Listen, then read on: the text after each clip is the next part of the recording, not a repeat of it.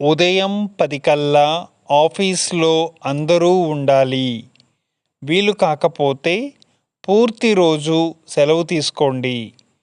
Everyone should be in the office by 10 a.m.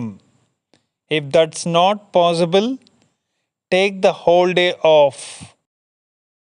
2. మా ఆఫీస్లో boss చాలా సీరియస్.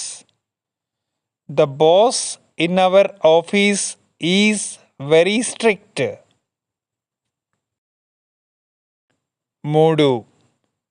ఆఫీస్ రాజకీయాలు ఇకపై చేయకండి.